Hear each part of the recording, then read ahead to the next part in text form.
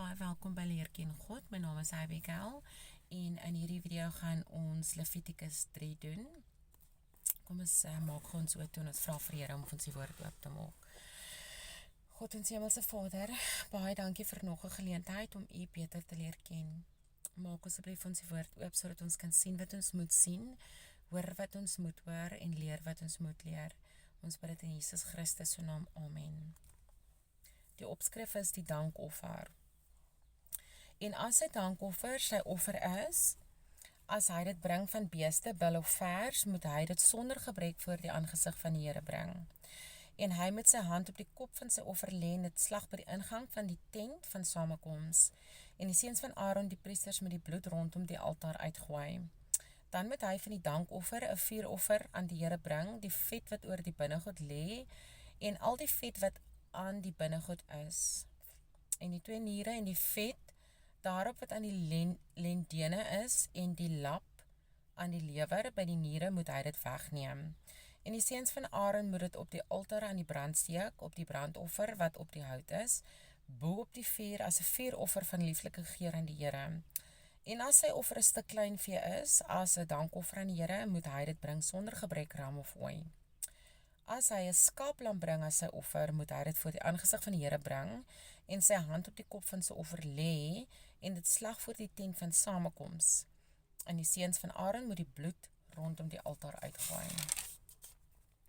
Daarna moet hy van die dankoffer die vet as vuuroffer aan die Here bring, die hele vetster naby die stuitjie moet hy dit wegneem. En die vet wat oor die binnegoed lê en al die vet wat aan die binnegoed is, en die 2 niere en die vet daarop wat aan die lendene is, en die lap aan die lewer by die niere moet hy dit wegneem.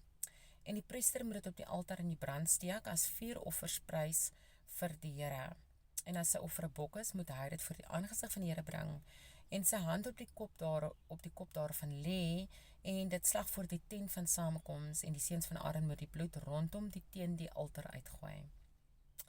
Dan moet hy daarvan sy offer as vuuroffer aan die Here bring, die vet wat oor die binnegoed lê en al die vet wat aan die binnegoed is, en die 2 niere en die vet daarop wat aan die lendene is, en die lap aan die lewer by die niere moet hy dit wegneem.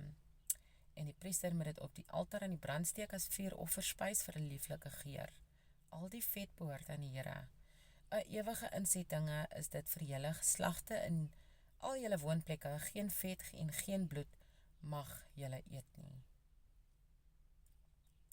Nou, ek het nie 'n klou hoekom die Here nou vir Moses en Aaron en die mense gesê het om hierdie goeders te doen met die diere en die offers en die manier hoe God die offers wil hê.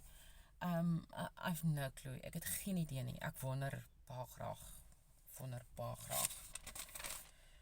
Hoekom die Here so spesifiek is met hierdie goeders. Maar anyways, ek sê altyd, alles gebeur op sy tyd, alles gebeur met 'n doel.